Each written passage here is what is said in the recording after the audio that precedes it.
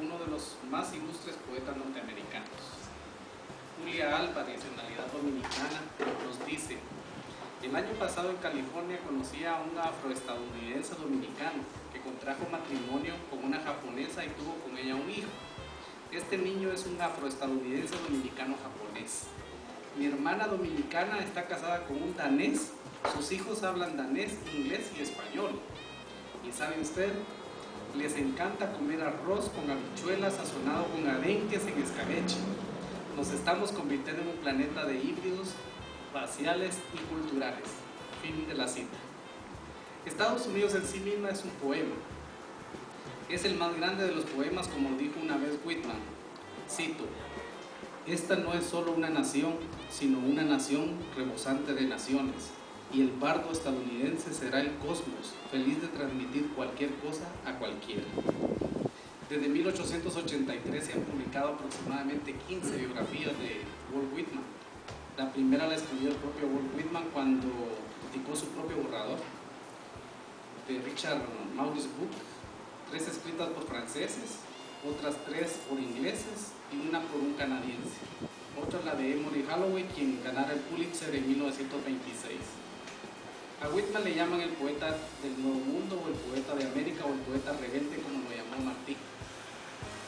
Su poesía fue en general incomprendida, fue ocasión para ser despedido también de su trabajo en una oficina de gobierno, pero con detractores también hubo quienes lo defendían. El poeta era hijo de Walter Whitman. Walt, a quien le llamaban sus hermanos, salvo su madre, para distinguirlo de su padre. Walter Whitman era de descendencia inglesa de puritanos. Era de una familia de agricultores que cultivaron la tierra por más de 150 años. Pero al señor Whitman no le gustó eso. Muchos biógrafos coinciden en que muy pronto él abandonó este oficio para dedicarse a la construcción de casas. La madre era casi analfabeta, siendo su descendencia de marineros holandeses. Whitman tampoco tuvo estudios superiores, hizo nada más estudios de primaria, y se dice que todo lo demás lo bebió de 3 fuentes. La vida activa de la ciudad que alzaba al otro lado de East River, de su Manhattan, al que ha cantado en 2 poemas y muchas alusiones dispersas. Luego el contacto muy íntimo con la naturaleza. Hizo 2 grandes excursiones, una hacia la región de los Grandes Lagos, cerca de la frontera con Canadá, y la otra hacia Nueva Orleans. Y se mantuvo de lo que le pagaban los periódicos por los artículos que él escribía para estos. Whitman aprendió a escribir de políticos locales y también de dirigentes. Como Mark Twain, seguramente Whitman aprendió análisis gramatical y ortografía en la mesa de composición.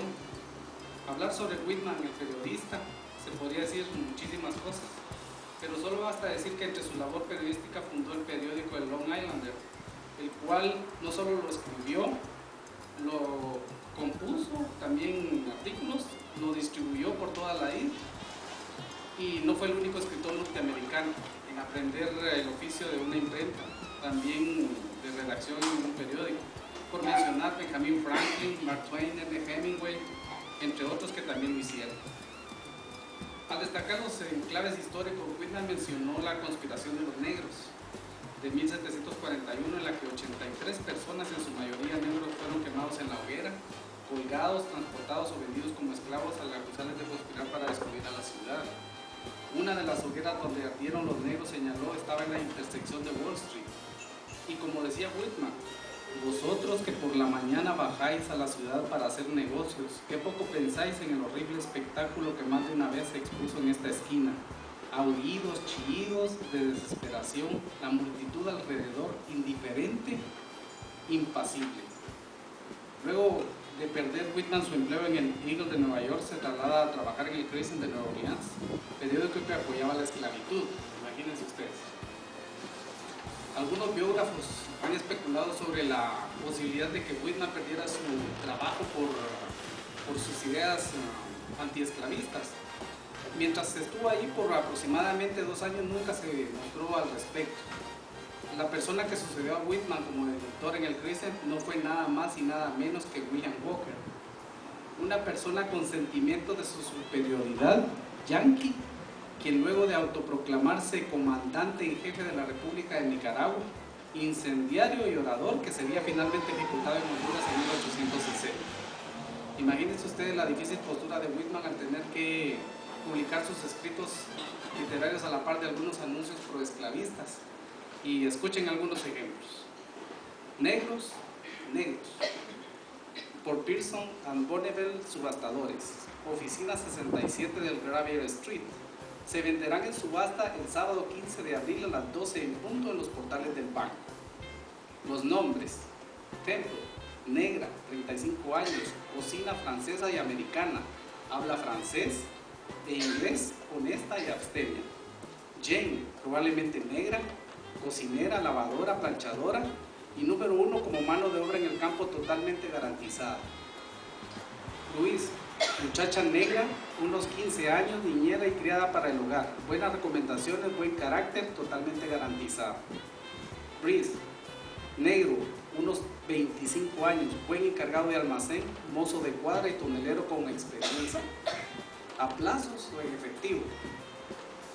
Bueno, la fuente literaria de Whitman la bebió de mucha poesía, y muchos de los clásicos fueron su inspiración, como Shakespeare, Hegel, Cervantes, Dante, la Biblia y los poetas románticos ingleses. Se dice que sus lecturas fueron copiosas pero desorganizadas. A Whitman le gustaba leer en la soledad, en presencia de la naturaleza, bajo el sol o ante las vastas maravillas del paisaje o majestuosidad del mar. En la época como maestro, uno de sus estudiantes recuerda a Whitman como alguien despreocupado del tiempo y del mundo, del dinero y del trabajo duro. Otros lo recordaban como alguien fuera de su elemento, incluso como profesor siempre sumido en sus cavilaciones escribiendo. Un tercero, no obstante, recordaba a Whitman casi como un modelo a seguir, que nunca fumaba ni bebía, que iba bien afeitado y no recurría al castigo corporal, algo que era muy común en esa época. A la edad de 21 años era soñador y desatento a sus responsabilidades. Según recordaba la esposa de uno de los empleadores de Whitman, siempre que volvía a casa de la imprenta para comer salía al jardín, se tumbaba bajo el manzano y se olvidaba por completo de volver al trabajo, mientras contemplaba las flores, el cielo, etc. A menudo cuando esto pasaba, el señor Brenton, su empleador, lo esperaba en su oficina unas 2 horas y entonces enviaba a la aprendiz a llamarlo, ¿verdad?, a preguntar por él.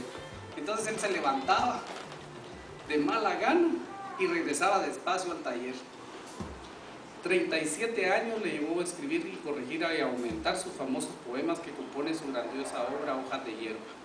Periodista primero, pero ante todo poeta de poetas. Whitman nació para ser inmortal, su poesía es cristalina, tiene olor a fresca campiña, tiene sabor a lo cotidiano, a la ciudad, a la vida y a la sencillez de las gentes. Whitman continúa con nosotros vivo después de 119 años de su muerte. Muchas gracias.